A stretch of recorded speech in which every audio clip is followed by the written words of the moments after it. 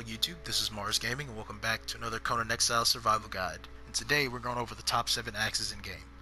Now before all that, I wanted to talk about the test subjects. I used the captain, which is the equivalent to the new bandit leader that was added because the captains were removed from game. Their average stats are 7,425 health, and the armor value that I used on this captain was 760. My stats on average for testing were the maximum pool of 42 strength points with the buff. Everything else is kind of just here. This is the most important. Now for axes do a bleed and a crippling effect. So the second tier of strength is one of the more important ones. Salting the wound, you now deal 25% increased damage to affected targets. For testing, I didn't use any light attacks. I only used the first heavy because you tend to not land the first light attack if you use it. And the other important one is the brutal strikes. Each heavy attack now inflicts 25% more damage. So the stacking effect of those two comes into play, so I wanted that number because that's usually the number that I play around with.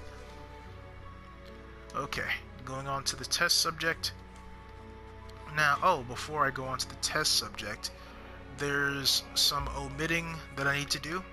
Any weapon that is lower than the Dragonbone War Axe is omitted, or equal to that is going to be omitted with no special status effects. So that is the Battle Axe and Berserker, the Battle Spatula, the Corrupted Axe. I'm not using the Corrupted Axe because it's anomalous and I haven't done any live testing with it. And you can't use it on thralls, so you can't see how much health is being reduced. So I'll have to go back to that whenever I get someone in the training room with me. I will be going over it in the training room.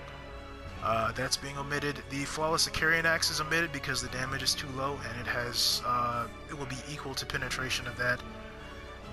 Any DLC weapon, like the Flawless Aquilonian War Axe, is being omitted. The Flawless Superman Axe is equal to the Dragonbone Axe, so it's being omitted. The Foe Shatter is being omitted because it's equal with no special effects. The Ghastly Axe is corrupted and has lower damage, so that's omitted. The Glacial Crack is being omitted. The Havoc and Malice aren't even axes, they're just ugly daggers. And I'm just taking this off because I need to get rid of that, and I'm holding on to this one.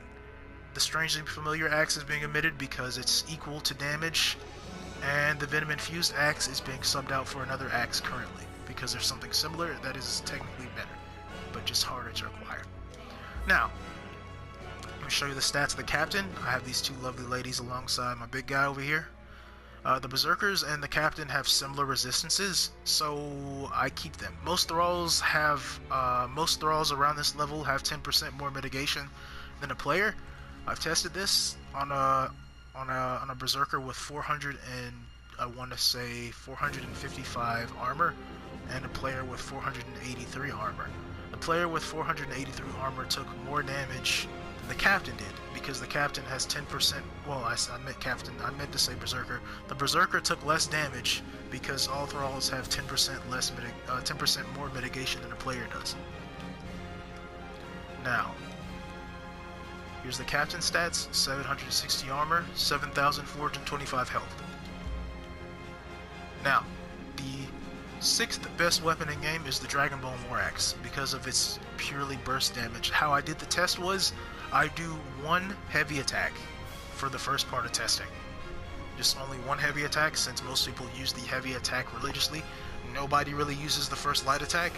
Some people use the first heavy and the second light attack and go into the full heavy attack combo, or they just use the full heavy attack combo. But for testing, I only used the first heavy attack combo. Well, the first heavy attack. I'll do the whole heavy attack combo afterwards. So the Dragonbone Axe has a total damage on the captain with 760 armor. Its total damage from one heavy attack is 68 damage.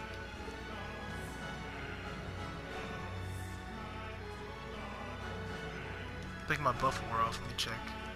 735. Nope, that's correct. Okay, yep. So yeah, it has a total damage of 68. Of 68 health damage to a target. Now, the 5th best weapon in game is the Glimmer Moon. and the Axe of the Lion. They both have similar stats.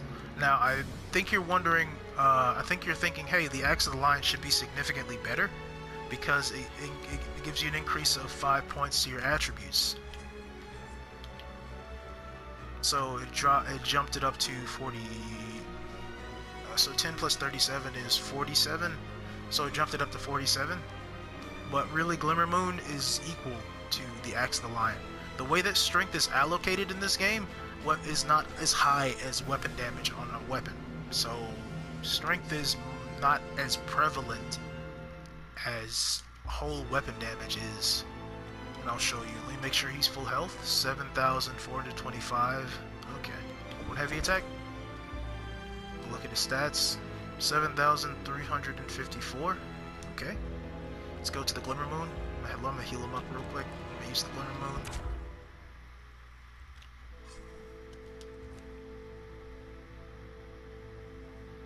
Make sure the healing mist goes away.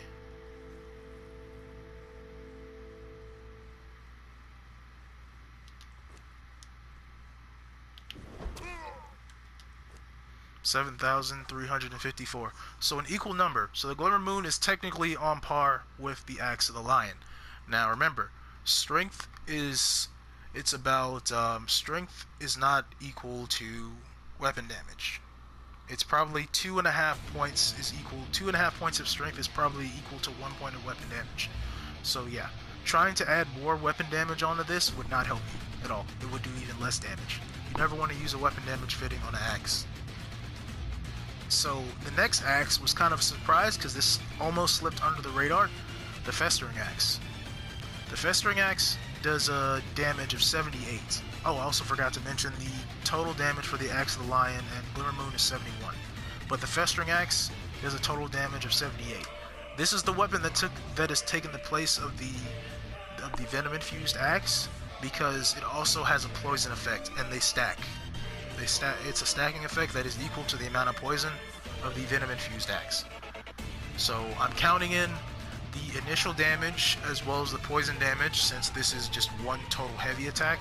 So this test included the full first heavy attack and the status effect. Let me show you.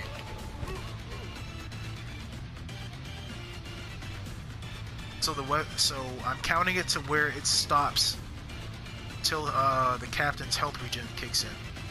Which should be, yep, it was at 3.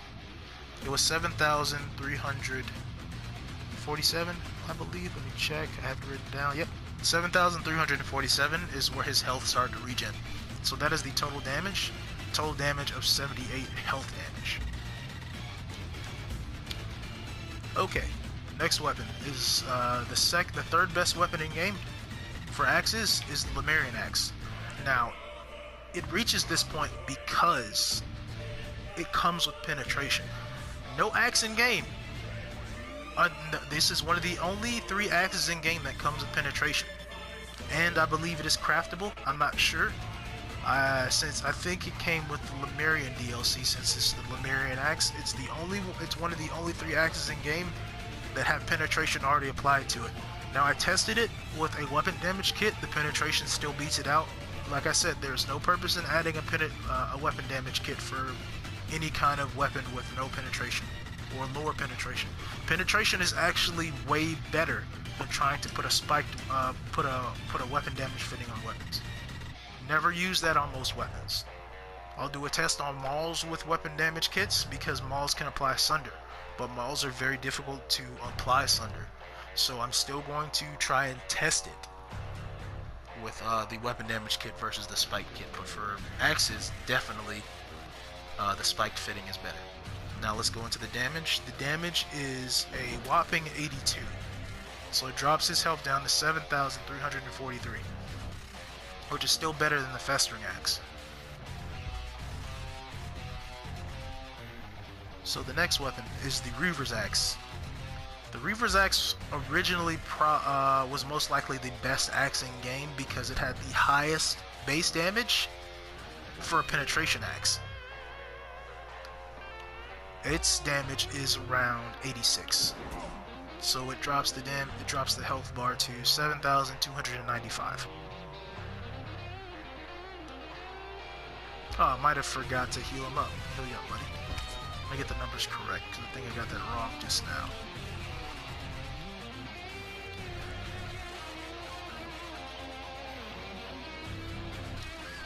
Yes, because it should be 7,339. Oh, the thing was still up. Hold on. Yep, 7,339. So they did a total damage of 86. And next is the best weapon in game, the Lying Bastard. It has a higher penetration rating than the Lemurian axe. It has a 1 point less armor penetration than the Reaver axe, but a significantly higher amount of damage, not to mention a significantly higher range than any other axe in game. It does a total, from one hit, 104 damage. Now, on a thrall, that may not seem like much, but on a player, that is a huge amount of damage. So 104 times 10%, that would probably bump up to 120 damage, if not more. So moving on to the heavy attack combos, I only did the top 4. The Lying Bastard is still the best compared to the Festering axe. The Festering axe still holds the place of 4th place. It is still the 4th best axe in game, with a total damage of 393 damage, including the poison and bleed tick. And after that, the 3rd best is still the Lemurian axe with 415 damage, including the bleed tick. The 2nd best is the Reaver's axe with 435 damage, including the bleed ticks. And the number 1 is still the Lying Bastard with 524 health damage, including the bleed tick. So, hands down, Lying Bastard is top dog when it comes to axes. Now, the Festering axe is still like a really good contender. If you get that, I would probably never lose it, because that's probably one of the best poison axes in game. Better than the Venom Infused axe. The Venom Infused axe definitely has a place for PvE and PvP, but the Festering axe, if you have 1 or 2 of them, try your best not to lose them, because those are probably, like, even if you're getting 1 or 2 hits, that's a lot of poison damage. But comparatively, the Lying Bastard is the best weapon in game. So I would try to get my hands on any one of those top 4. Well, I hope you guys enjoyed the little test I brought out, and have a nice day.